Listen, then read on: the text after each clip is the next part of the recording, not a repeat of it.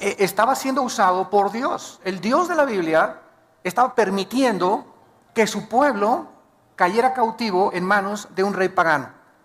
Así como nosotros en el siglo XXI, cuando nosotros nos rebelamos a Dios, cuando rechazamos sus leyes, caemos en la cautividad otra vez del pecado, de la idolatría, de la ignorancia, de los amigos que corrompen nuestro carácter, las malas amistades, etcétera, etcétera. Y es lo mismo y se repite exactamente en la forma que se llevó a cabo en el Antiguo Testamento. Nabucodonosor deporta a casi más de la mitad de las personas, más de 100,000 personas se las llevó cautivas, deportadas a Babilonia. Babilonia se encontraba entre Jerusalén e Irak, porque Irak actualmente es Babilonia, como 900 kilómetros. Había como 900 kilómetros, imagínense nomás ese camino, ¿verdad?, en el que hicieron todos los deportados. Y durante este tiempo gobernaba en Jerusalén un rey llamado Joacim, en Judá. Y este rey se había rebelado contra Dios y Nabucodonosor lo dejó en Jerusalén como un títere. Ahí se quedó Joacim gobernando, pero ya estaba bajo el estado, ¿verdad?, Jerusalén de Babilonia. Los judíos pierden totalmente desde este momento, escúchenme muy bien, desde la invasión de Nabucodonosor a Jerusalén, en el año 606, 605 a.C., hasta 1948, los judíos no volvieron casi 2000 años a poder tener ni religión, ni sacrificios, y no podían hacer absolutamente nada. Entonces, a este periodo, desde la cautividad babilónica hasta más o menos cuando Cristo regrese, se llama en la Biblia el tiempo de los gentiles. Estoy dando un poco de trasfondo teológico para que tengamos un buen cimiento y un buen fundamento. Cuando tú veas en Lucas 21, hasta el tiempo de los gentiles, es el tiempo, los gentiles somos los que no somos judíos étnicamente. Somos judíos, dice Romanos 2, en el momento que recibimos a Cristo, porque tenemos la semilla de Cristo, y todos los que son de Abraham, somos hijos de Abraham. Gálatas capítulo 3, capítulo 4. Entonces no somos judíos de nacimiento, somos judíos simplemente porque la palabra judío viene de Judá, que significa alabanza. Somos los que realmente comenzamos a alabar a Dios en espíritu y en verdad.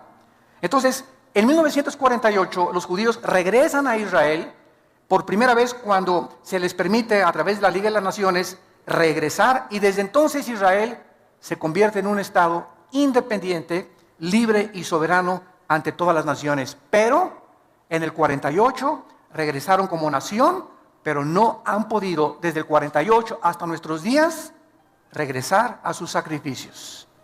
Porque lo que era el templo judío quedó sepultado por el rey Herodes, cuando ahí se construyó lo que Herodes reconstruyó, ahí quedó, y vinieron los musulmanes en el año 606 después de Cristo y construyeron arriba del templo que era de los judíos, que consideraban el lugar santísimo, construyeron la mezquita de Omar, o la gran cúpula de la roca. Cuando tú vas a Jerusalén, es una cúpula dorada grandísima, que los musulmanes también la reclaman como propiedad de ellos y como lugar santo. Entonces los judíos dicen que ahí está, debajo del cimiento de la cúpula de la roca, el templo de Jerusalén. Solamente que se imaginan ustedes, si los judíos quieren recuperar ese lugar, vendría una tercera guerra mundial. Entonces, en 1967, la guerra de los 6 días, el general Moshe Dayan ocupó otra vez Jerusalén y recuperaron Jerusalén. Pero las Naciones Unidas le sugirieron en aquel tiempo a Israel que dejaran la cúpula de la roca en las manos de los musulmanes, porque si no vendría otra guerra inmediata. Entonces, desde aquel tiempo hasta nuestros días, si tú vas a Jerusalén, los que hemos ido, cuando entramos al Muro de los Lamentos, es la única parte, la muralla de los lamentos. Al terminar el Muro de los Lamentos comienza la propiedad de los musulmanes. Es la única parte que les permitieron a los judíos tener como propiedad.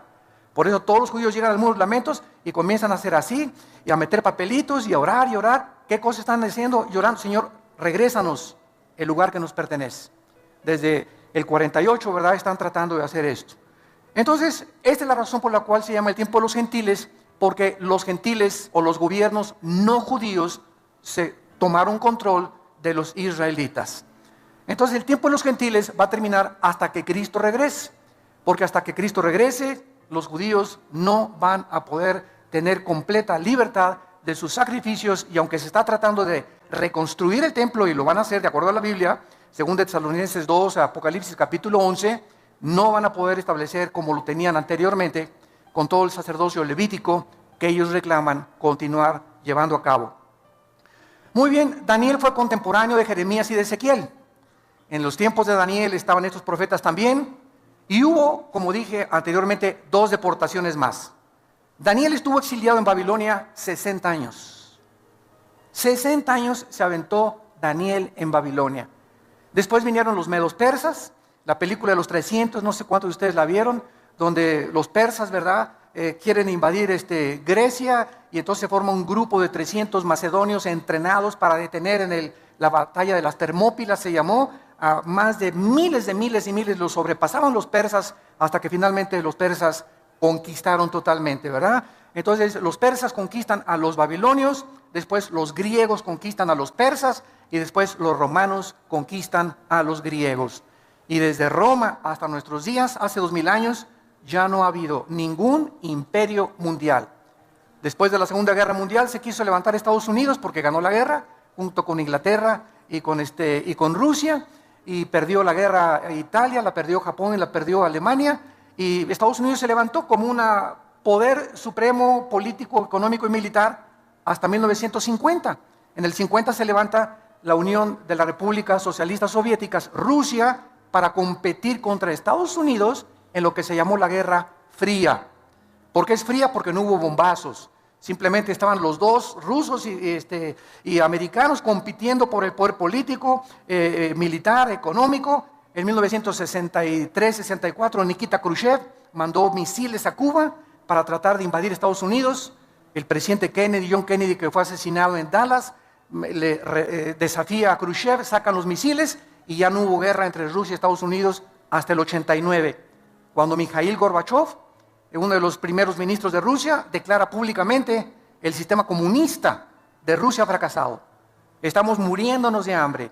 Nos aislamos del mundo capitalista y necesitamos tener nexos, porque es un mundo interconectado por el internet. Ahora una nación, lo que le pasa a una nación afecta ya a todas, ¿verdad? Entonces Rusia reconoció, y Rusia bajó las manos, se derribó el muro de Berlín, que dividía a Rusia del oeste con la Rusia del este, y Rusia cayó ante los ojos de todo el mundo. Hasta hace poco el presidente Putin está tratando otra vez de levantar al oso caído, al poder ruso, desafiando al mundo como jamás desde la Segunda Guerra Mundial había habido una invasión como la que acaba de hacer con Ucrania y con Kiev.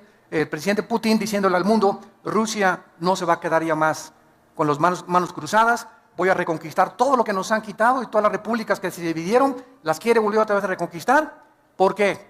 Porque Estados Unidos ha comenzado a declinar política y económica y militarmente. El ejército de Estados Unidos ya sacaron, este año ya sacan a soldados de Afganistán y de Pakistán, y Estados Unidos ya no es el policía del mundo en el año 2014 en que nos encontramos. Ya Obama le dijo a Europa: encárguense ustedes de Putin. Dijo Obama: yo ya realmente le saco. Ya no tenemos ni el poder para luchar contra Rusia, ni para poder detener a este señor. Y ahora Europa se encuentra económicamente débil. El único país ahorita en Europa es Alemania. Francia ya es completamente sometida a Alemania. España en quiebra económicamente. Italia se está muriendo de hambre. Grecia y Portugal muriéndose de hambre. Y la única nación ahorita que está tratando de hacer un frente para impedir otra vez el gran poder de los rusos es Alemania. Angela Merkel, la presidenta de Alemania, es la única que puede intervenir. La OTAN no puede intervenir, la Organización de los Países del Atlántico del Norte, porque Rusia no pertenece y Ucrania no pertenece a la OTAN. Y solamente OTAN interviene, como en Libia cuando mataron a Gaddafi, porque Libia pertenecía y porque podían tratar de sacar a Gaddafi de Libia. Entonces ahorita Putin no tiene quien le diga no, solamente sanciones económicas y diplomáticas, y él va a seguir ampliando. Y esto es exactamente lo que profetiza Ezequiel capítulo 38 hace 2600 años. No lo vean ahorita, lo menciono solamente. Gog y Magog. Gog es un líder, Magog es la tierra de los tártaros, la tierra de los escitas, que son los pobladores de la Rusia moderna. Y la Biblia hace 2600 años profetiza que Rusia se iba a levantar. Estados Unidos no aparece en la Biblia en ningún lado en las profecías de los últimos tiempos. Por más que nos cansemos de buscar y tratar de decir que es Estados Unidos, no es Estados Unidos, sino que solamente aparece Europa y el Medio Oriente, con algunas naciones de Asia como China y Japón en Apocalipsis 16 como los reyes del Oriente. Entonces todo el escenario político y económico que vamos a estudiar en Daniel, en los capítulos ya finales, se encuentra profetizado con los otros profetas hebreos para que sepamos que Dios es Dios. Miren lo que dice, por ejemplo, en Isaías 44, Dios a través de su profeta, Isaías 44, versículo 7. Esto fue escrito hace 2750 años.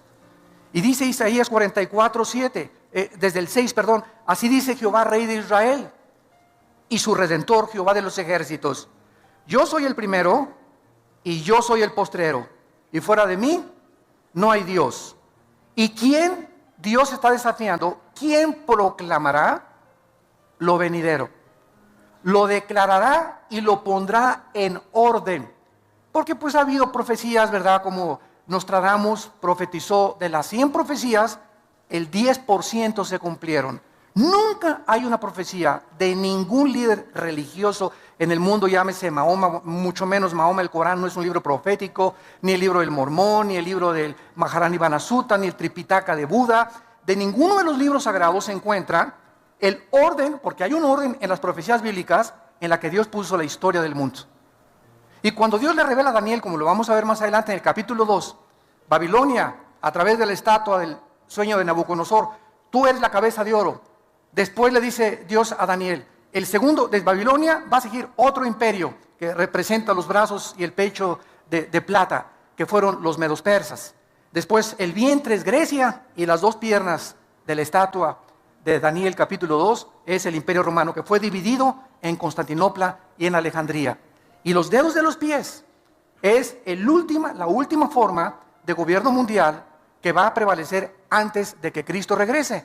Y estos 10 dedos de la estatua, vean ustedes que descienden de las dos piernas de la estatua de Nabucodonosor. Todo esto lo vamos a ver con mucho más detalle. Entonces, estos 10 dedos son 10 gobiernos que van a provenir del antiguo imperio romano y que son los gobiernos de donde, de acuerdo a Daniel 7, surgirá el futuro dictador mundial, que es el anticristo. Entonces, Dios puso en orden los imperios tal como la historia lo ha visto. Babilonios, persas, griegos, romanos, y desde Roma, hace 2000 años, no ha vuelto a surgir un imperio. Hitler quiso tratar de conquistar y no conquistó nada más que Checoslovaquia y Polonia y algunas cosas, pero ahí vino la guerra y le impidieron que el nazismo, el Partido Nacional Socialista, se expandiera. Entonces vemos que es increíble la exactitud de las profecías bíblicas, porque como dice Dios, ¿quién otro? Para que alguien sepa el futuro con tantos detalles, solo Dios lo puede hacer. Y continúa diciendo, ¿quién lo proclamará y lo declarará y lo pondré en orden delante de mí, como yo hago yo desde que establecí el pueblo antiguo? Lean Génesis, ¿qué le dijo Dios a Abraham?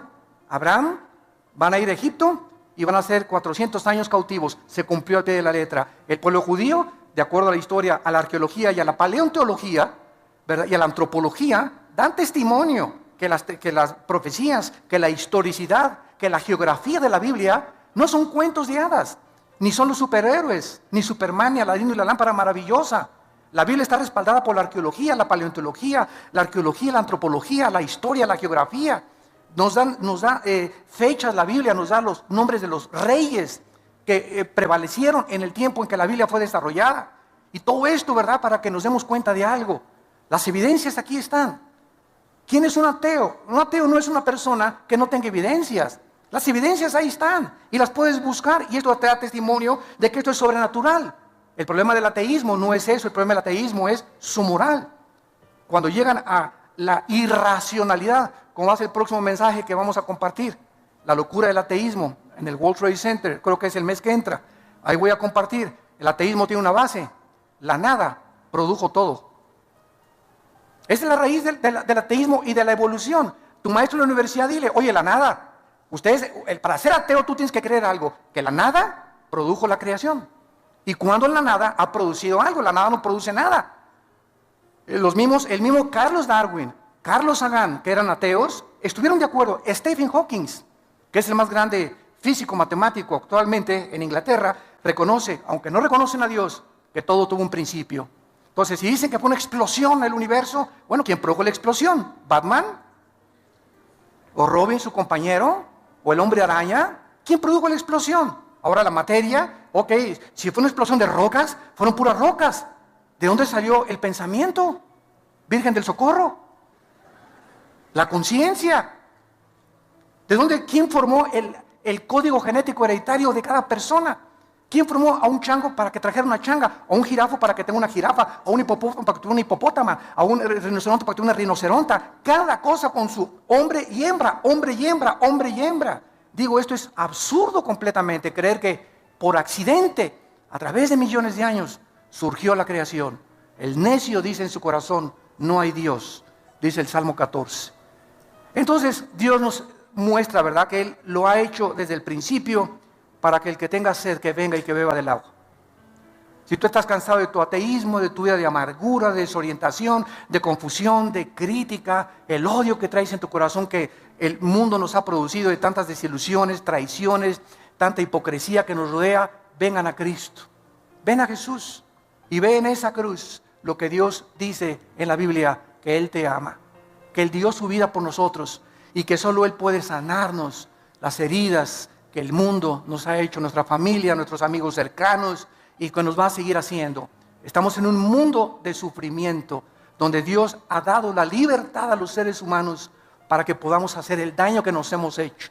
Si Dios restringiera la libertad e impidiera que esa bala matara a ese niño, y que ese camión que se echó en reversa atropellara a esa niña, y que el tsunami no matara tantas cosas, si Dios interviniera para detener el mal, entonces ya no habría libertad ni libre albedrío. Entonces no es Dios, ¿verdad?, el de las tormentas, estas cosas. Somos nosotros lo que nos hemos hecho los unos a los otros. Para darnos cuenta que el diagnóstico que la Biblia tiene acerca de la raza humana es el diagnóstico que la experiencia, la psicología y las terapias de todas las formas que hemos tratado de arreglar esto, es la verdad. El ser humano es un ser humano caído, pecador, sin esperanza, sin luz, más que la que Cristo le pueda proporcionar. Muy bien, vamos a ver a continuación que esta profecía en Jeremías capítulo 25, esta profecía fue anunciada por Jeremías de que los babilonios iban a entrar a Jerusalén y por la rebelión del pueblo de Dios iban a ser cautivos.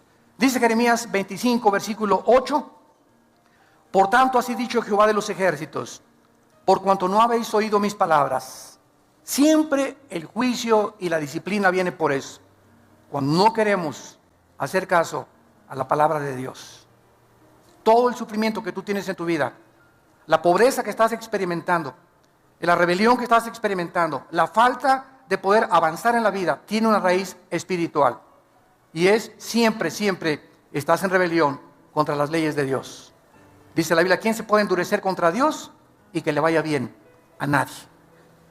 He aquí enviaré y tomaré a todas las tribus del norte, versículo 9, dice Jehová, y a Nabucodonosor, ahí está, rey de Babilonia, mi siervo, y los traeré contra esta tierra y contra sus moradores y contra todas estas naciones en derredor, y los destruiré y los pondré por escarnio y por burla y en desolación perpetua.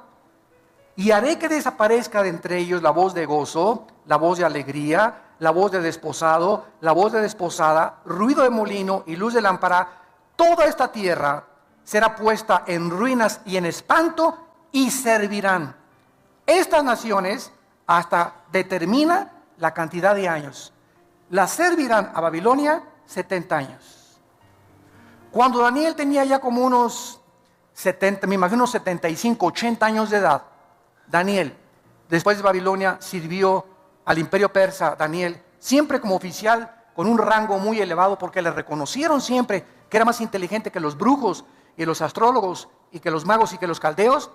Daniel, como a los 75, 80 años de edad, descubre esta profecía de Jeremías, que a los 70 años Dios los iba a libertar. Se iba a acabar el exilio de los babilonios, porque estuvieron como 60, 70 años deportados, completamente lejos de su país, sin tierra, sin templo, sin ninguna propiedad, completamente aislados del mundo. Y entonces Daniel dice, estamos cerquita de los 70 años. Y cuando llegamos al capítulo 9 y 10 de Daniel, ¿qué hace Daniel? Cuando descubre que el tiempo está cerca para que ellos regresen a Jerusalén, Daniel se pone a orar y a ayunar durante 3 semanas. Y es cuando se desata la guerra cósmica que vamos a ver también, cuando un ángel de Dios baja del cielo a traerle a Daniel la respuesta de qué iba a pasar, cuál era el futuro de la ciudad de Jerusalén y de los santos de Dios. Y un principado satánico, en aquel tiempo era el imperio persa, que impide que el ángel de Dios le lleve este mensaje a Daniel, y se hace una guerra en el cielo mientras Daniel está orando. Vamos a aprender también en el libro de Daniel que la oración desata la guerra cósmica. La oración es un estado de guerra. Cuando tú caes de rodillas y cuando te pones a orar, estás mandando misiles, metralleta, K-47, Uzi, balazos, ¿verdad? Estás comenzando a bombardear el mundo invisible espiritual, estás comenzando a abrirte cancha, estás comenzando a proteger a tus hijos, a tu familia, a tu negocio. Siempre que oramos, comenzamos a entrar en una guerra sin que nos demos cuenta, pero el libro de Daniel nos corre las cortinas y nos muestra que cuando oramos, entramos en guerra espiritual. Entonces ya, ¿verdad? Lo vamos a ver más adelante. El ángel ya le trae el mensaje a Daniel y le explica ya en Daniel 11 y 12, que son los últimos capítulos de Daniel, lo que va a pasar en el futuro con Jerusalén. Ya se profetiza el anticristo en el capítulo 7, 8, 9 y el 10 y el 11, cómo es el anticristo, el carácter del último dictador mundial y lo que va a pasar antes de que Cristo regrese. Es un libro maravilloso, Daniel. Muy bien, vamos a ver ahora en Daniel algunas doctrinas como introducción. Los temas que se tratan en este libro son 8 principalmente, 8 temas doctrinales. Número 1, Daniel establece sin lugar a dudas la soberanía de Dios. Dios es soberano. En este libro se afirma el gobierno supremo, absoluto y poder de Dios sobre todos los gobiernos humanos.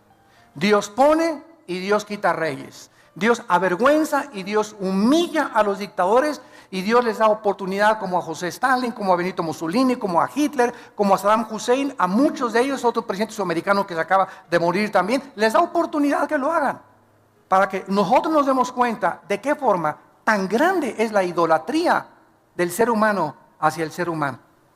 Hacemos como los césares romanos. Los césares romanos se proclamaron dioses y el pueblo los adoró como dioses. Dios mío, tú te niegas a adorar al Dios verdadero y adoras al cantante fulano de tal en la televisión. Y las muchachas hasta se desvisten y están dispuestas hasta a perder su virginidad por ese ídolo cantante. Es un Dios para ellas. Y si no tenemos a un Dios cantante, lo tenemos en el deporte, lo tenemos religiosamente, ¿verdad? Y viene el representante de una religión y lo adoran como a un Dios. Y cuando los apóstoles comienzan a ser enviados al mundo, ¿se acuerdan ustedes en el libro de los Hechos? Y la gente se acercaba con Pablo y con Pedro y se hincaban y les querían besar la mano. ¿Qué decían los apóstoles? Párense, nosotros somos hombres igual que ustedes, adoren a Dios. Pero no lo hemos aprendido y seguimos. ¿Por qué? Porque nos gusta la adoración. ¿A quién no le gusta que lo exalten, que le aplauden, que se hinquen delante de ti, que te besen la mano, ¿verdad? ¿A quién no le gusta eso? ¿A quién no le gusta sentirse atraído y reconocido donde quiera que tú vayas? Es la naturaleza pecaminosa del ser humano.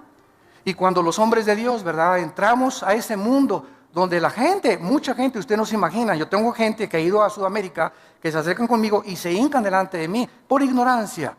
Porque creen que somos, me dicen, padrecito, ¿verdad? O tantas cosas que le dicen a uno, ¿verdad? Y hermano, párese, ¿verdad? Párate. O sea, nunca, nunca, nunca te hinques delante de un hombre. Ni menos le beses la mano, ni lo veas como un Dios. Somos como ustedes, con pies de barro. Hombres con defectos que por la gracia de Dios somos lo que somos y lo que Dios nos ha dado, pero no somos ni más grandes, ni más poderosos, ni más santos, ¿verdad? Mucho menos, ¿verdad?, que cualquiera de aquellos que Dios ha llamado para servirle. Pero es la tendencia del ser humano. Ves un artista y te le hincas y ves y llegas y mi autógrafo, ¿y para qué esta cochina firma, hombre? Se va a ahorrar con el tiempo. Pero así somos, ¿no? Nos encanta eso, porque lo traemos por la naturaleza humana. Entonces Dios nos muestra en la Biblia que Él es soberano, que Él tiene el poder sobre todo. Daniel sirvió bajo los más poderosos imperios de la historia.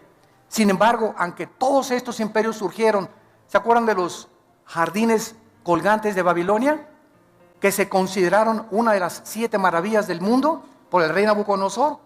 Cuando Saddam Hussein, en 1985-86, mandó un premio de $5 millones para que algún ingeniero con experiencia en la agronomía y en la cuestión hidráulica pudiera reconstruir los jardines colgantes de Babilonia. Ninguno pudo con la tecnología del siglo XXI, pero se consideraron una de las 7 maravillas del mundo. Fueron imperios. Las murallas de Babilonia eran impresionantes, 40, 50 metros de alto, como 10, 15 metros de ancho, y era una cosa, bueno, todavía con Saddam Hussein en la ciudad de Tzilá, que está cerca de Bagdad, está todavía los restos. Ahorita, cuando llegaron los norteamericanos con los ingleses y los franceses a sacar a Saddam Hussein, entraron y se sentaron en el palacio donde se sentó el rey Nabucodonosor. Las paredes todavía ruinas, ¿verdad?, de las cosas arqueológicas, la diosa de Ishtar que adoraban, y todo el paganismo, y una magnificencia impresionante. Sin embargo, el Dios de la Biblia no cambia. El hombre surge y el hombre cae. Los presidentes surgen y mueren. Los sabios surgen y mueren. Las naciones surgen y se derrumban, pero Dios no cambia. Él es el mismo ayer, hoy y por los siglos. Cuando nosotros lo servimos, sabemos que servimos al Dios de la Biblia.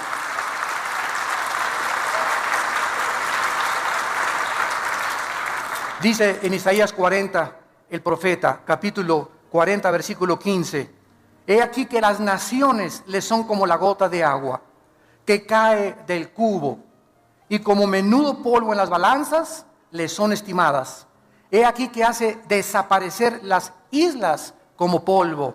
Versículo 17: como nada son todas las naciones, delante de él, y en su comparación serán estimadas en menos que nada y que lo que no es. Versículo 23 y 24: él convierte en nada a los poderosos, dice la Biblia, y a los que gobiernan la tierra hace como cosa vana, como si nunca hubieran sido plantados, como si nunca hubieran sido sembrados, como si nunca su tronco hubiera tenido raíz en la tierra. Tan pronto como soplen ellos, se secan, y el torbellino los lleva como hojarasca. Esta es la comparación del Espíritu Santo, del Dios Todopoderoso, que es nuestro patrón supremo y sobre toda la historia humana. Y aquí estamos los hombres, ¿verdad?, teniendo miedo del hombre, sirviendo al hombre, adorando al hombre, inclinándonos delante de personas como tú y como yo, que no nos dieron ni siquiera la vida por la ignorancia del corazón humano. Y cuando venimos a la verdad, se nos caen las vendas y nos damos cuenta, ¿verdad?, la idolatría que hay en el corazón del hombre.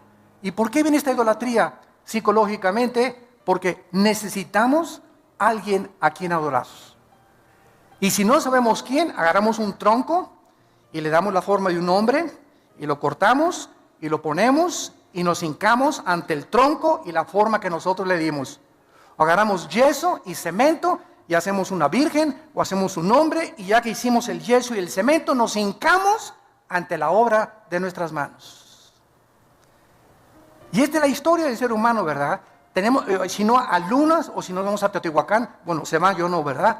Anda a Teotihuacán y el Dios Sol, ¿verdad? Energía. Y hay todos de blanco recibiendo la energía de Dios. O adoramos la astrología. Dice que si eres Géminis no te lleves con Capricornio, y si eres esto no te lleves con aquello, porque los astros, mi horóscopo dice que hoy no compre, hoy no compro, porque son los que me dirigen la vida y los que dirigen el destino y la conducta humana. Y verdad, los astros solamente dirigen, como la luna, las mareas de los océanos por la fuerza de gravitación. Pero no tiene nada que ver, ¿verdad? La luna no tiene corazón, no tiene espíritu. Un ídolo no tiene espíritu, no camina, no se mueve, no habla. Son personas, ¿verdad?, imaginarias que nosotros hemos creado en nuestro corazón. Porque Dios puso, Eclesiastés 3:11, la eternidad en el corazón. Traemos la eternidad. Entonces fuimos creados para adorar a alguien. Cuando Pablo llegó en Hechos 17 a Grecia, ahí estaban los discípulos de los estoicos y los epicúreos, de un filósofo llamado Zenón. Y Pablo les dice a los griegos: cuando entré al areópago vi una grande estatua que decía: al Dios desconocido al que ustedes adoran sin conocerle, les vengo a anunciar. Los griegos fue una civilización en el tiempo de la filosofía de oro, 150, 200 años antes de Cristo, que buscaban la verdad. ¿Qué es la verdad detrás de todas las cosas? ¿Qué es el sentido común? ¿Qué es la razón? ¿Cuándo somos racionales y cuándo somos irracionales, los que nos llamamos racionales? Entonces, ellos no conocían a Dios, creían en Dios. Pienso, luego existo, existo, luego vivo, vivo tiene que haber una causa. Esta causa no puede estar dentro de mí. Así concluyó Platón, esta causa tiene que ser alguien fuera de mí. Le llamamos la fuerza, el poder, como le quieras llamar, pero está fuera de nosotros. Concluyeron, hay un Dios. Los filósofos griegos no eran ateos, pero adoraban a alguien sin conocerle. Y esta es la razón por la cual la Biblia la tenemos en nuestras manos. La Biblia nos revela el Dios vivo y verdadero. Y por eso seguirá siendo el tema más controvertido, el libro más atacado, más burlado, y donde vamos a encontrar la única verdad absoluta que nos rodea en la corta vida que Dios nos ha dado. Vemos en segundo lugar el tema de la pecaminosidad y la arrogancia del ser humano en el libro de Daniel. Vemos la pecaminosidad y el orgullo tan grande, el tamaño de la Torre de Babel que tienen los gobernantes, principalmente los artistas, deportistas y tal vez hasta tu suegra, ¿verdad? O tu esposo, o tu esposa, o muchachos. Hace poco que prediqué en la Iglesia del Norte, di un mensaje sobre las evidencias tremendas de la existencia de Dios, y una muchacha como 19 años, al acabar el mensaje, se acercó y me dice, ¿usted cree que sabe todo, verdad? Me dice, no, para nada. Me dice, lo que usted dice, la primera y la segunda ley de las termodinámicas es una aberración. Le dije, sí, ¿por qué? ¿Qué dice la primera y la segunda ley de la termodinámica? Y me dice, no, Chepo, me dijo mi maestro. Le dije, bueno, mira, cuando quieras discutir algo, ven una muchacha de 19 años, pero con una arrogancia. O sea, le dije, mira, si tú quieres aprender, ven y dime, ¿sabes? No entendí esto, explíquemelo, por favor, con mucho gusto. Pero traes un orgullo, le dije a tu edad, que si no tienes ni el conocimiento y te pones al brinco, ¿verdad? Es como si yo llego con Einstein y le digo, señor Einstein, no entiendo su fórmula E igual a mc al cuadrado, es usted un loco. Entonces me va a decir, Einstein, estás más loco porque no sabes ni lo que estás diciendo. Pero lo vemos en los niños, lo vemos en los jóvenes, lo vemos en los profesionistas, lo vemos en cualquier nivel. Somos bien orgullosos. Los hombres, que mi esposa no me diga nada porque, acuérdate que soy Juan Camaney. Y tú que me tienes que decir, ¿verdad? Métase, póngase a lavar la ropa y cállese y ahí se acuesta. Y ahí me espera cuando llegue la noche, le caigo con el salto del tigre. Y así somos, ¿verdad?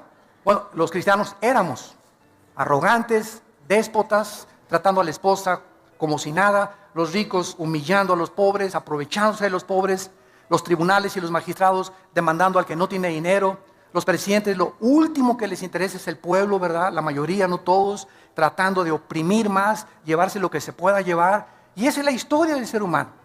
El pecado es lo que ha hecho esta arrogancia contra el Dios del cielo. En tercer lugar, vamos a ver la guerra espiritual cósmica, que ya vimos hace unos momentos, en la que descubrimos que nos encontramos en un mundo invisible espiritual, donde hay poderes malignos espirituales, que les llaman fantasmas, ánimas en pena, en Guanajuato les llaman, espíritus, ¿verdad? Y el mundo sigue cuando la ciencia no puede penetrar lo sobrenatural, no hay explicaciones, no me pasa en la televisión, pues aquí se hizo un espiritismo, dice que estaba endemoniado, y están viendo que hay una muchacha revolcándose y que se hace la cara así como desatornillador y los ojos chuecos se le vuelven para otros lados, pues dice que está endemoniada, pues si no está endemoniada, ¿qué es? Trae al mejor médico, entonces que me explique qué es entonces, ¿que tiene dolor de cabeza? El dolor de cabeza hace que se le enchueque la cabeza y que se le salga la lengua como y que hable con otra voz.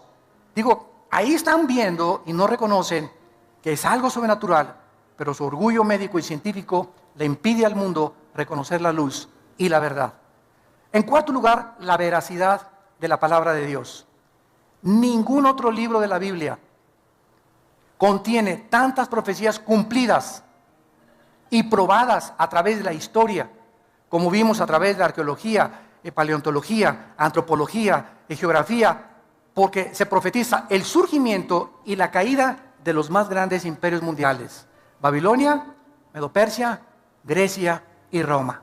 Aquí lo encontramos en el libro de Daniel. En quinto lugar, vamos a encontrar el tema doctrinal del surgimiento del anticristo. El libro de Daniel es el único libro de toda la Biblia que nos enseña de dónde surgirá el anticristo. Entonces, no especules que es Juan Carlos de España, o que el Papa es el anticristo, eso no puede ser, o que es el príncipe Juan Carlos, o que es fulano de tal, o que era Gorbachov, que porque tenía aquí el 666 pintado en una tatuaje o una mancha que tenía, y porque su nombre coordina y traducido al hebreo es el 666, son puras especulaciones.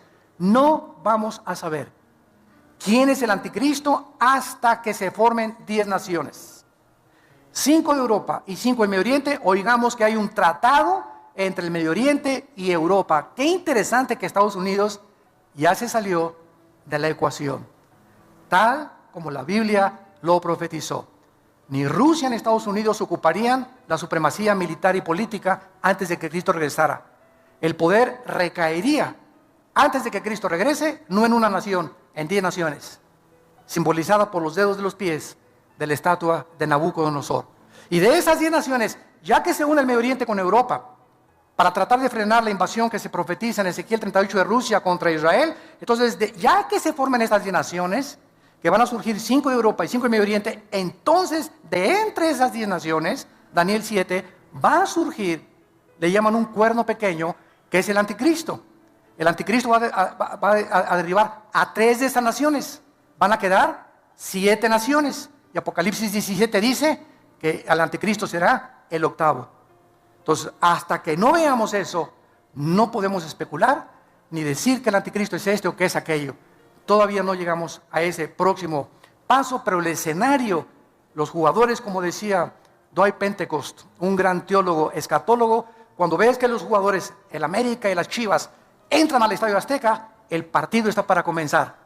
Cuando veamos los protagonistas, ya está Rusia, ya está Estados Unidos cayendo, Europa está comenzando a surgir, ya están los protagonistas en el campo delante de nosotros, el tiempo es corto. El tiempo es más corto de lo que nosotros nos podemos imaginar. Se menciona que este hombre, el anticristo, será un hombre poseído completamente por Satanás. Aunque no es Satanás el que está dentro de él.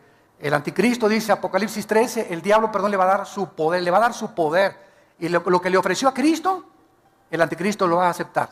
Lo que Cristo rechazó del diablo, el anticristo lo va a aceptar. El poder, la gloria, la riqueza que el diablo le ofrece a artistas, a deportistas, si te inclinas y adoras a Satanás. Te lo da y te lo cumple, pero recuerda que te viene a cobrar la factura. En sexto lugar, vamos a ver la gran tribulación. Es otro tema de Daniel. Se profetizan 7 años, Daniel capítulo 9, con el título Las 70 semanas de Daniel, que vendrán sobre Israel únicamente. Y la última y más grande persecución de la historia, que Hitler va a ser como Pinocho comparado con el anticristo, para perseguir, matar, torturar a todos los judíos y a los cristianos, cuando el anticristo tome el poder después de los 3 años y medio. En séptimo lugar, se profetiza, y hay el tema de la resurrección de los muertos en Daniel también. Se profetiza que muchos muertos, que actualmente creemos que ya les llevamos flores y son huesos, van a volver a vivir. Daniel 12, versículo 2. Y muchos de los que duermen en el polvo serán levantados, unos para vida eterna y otros para confusión perpetua. Y Cristo lo dijo en Mateo 5, he aquí viene la hora, cuando todos nosotros estamos aquí, tenemos algún día que entrar a la eternidad. Tienes que morir, yo tengo que morir. Pero viene la hora, dijo Jesús, que cuando todos los que estamos muertos vamos a oír. Y si en vida no oíste la voz de Cristo, no la vas a oír cuando estés muerto. Entonces, hay una resurrección de los justos y después, al acabar el milenio, viene la resurrección de los malos, que se llama el juicio del gran trono blanco, Apocalipsis 11, del 12 al 15. Entonces, esta resurrección también se trata en Daniel. Y en octavo y final lugar, el triunfo final de Cristo y su reino. Una vez una persona me dijo, Dios es todopoderoso, ¿sí? Y si Dios es todopoderoso, ¿por qué no acaba con el diablo? Y le contesté, déle gracias a Dios, porque comenzaría con usted. El mundo tiene cantidad de incógnitas y las seguimos teniendo.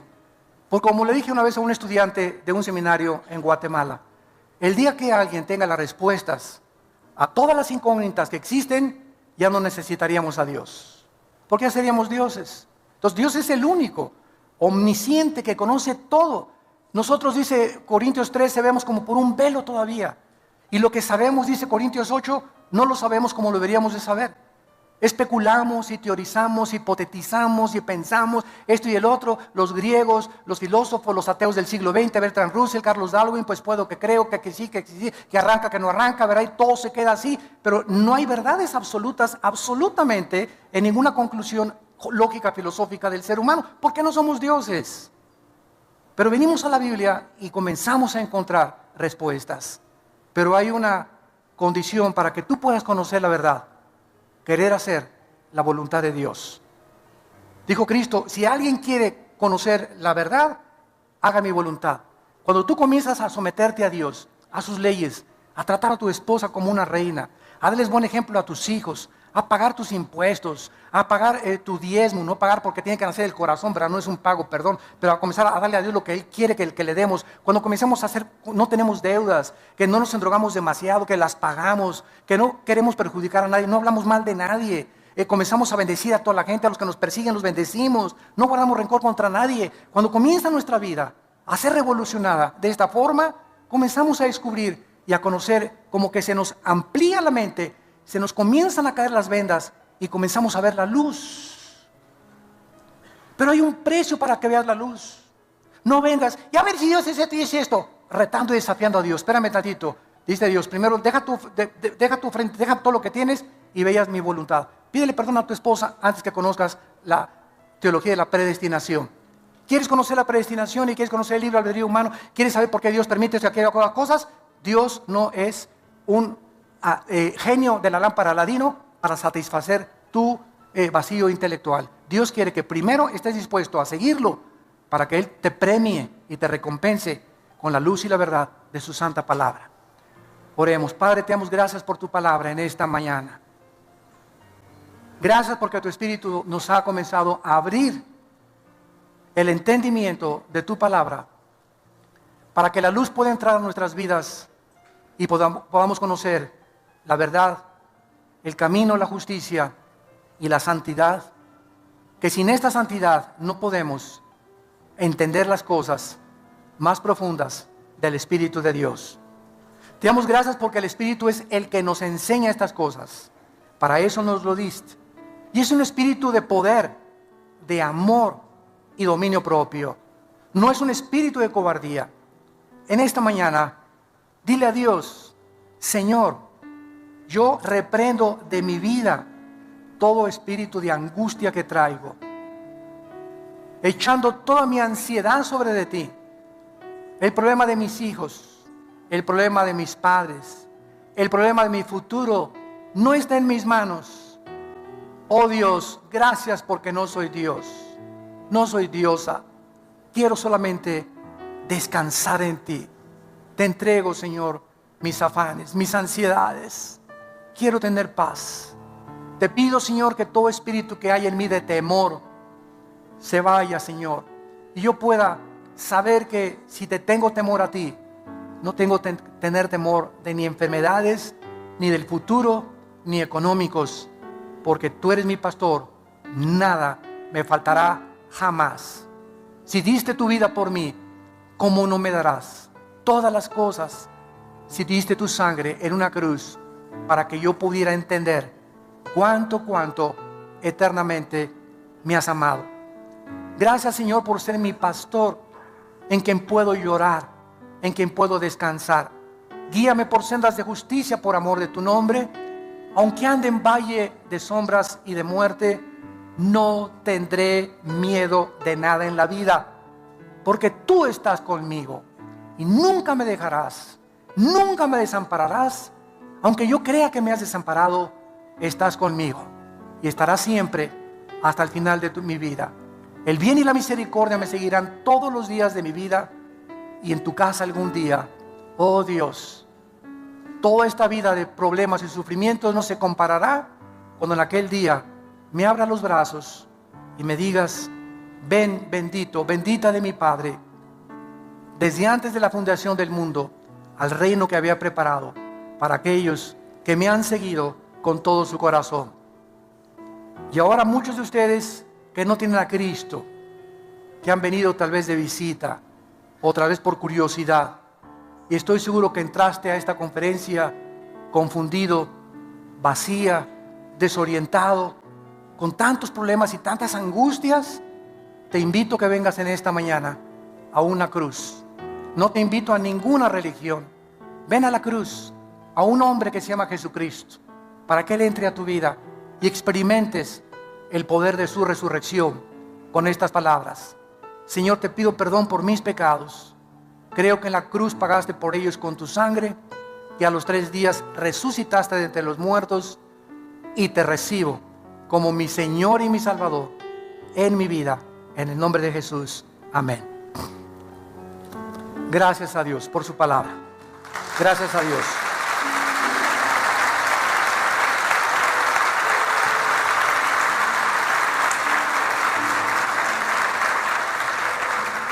Y así como muchos de ustedes, muchos de nosotros que tenemos la carga de compartirles esta palabra, también venimos cargados.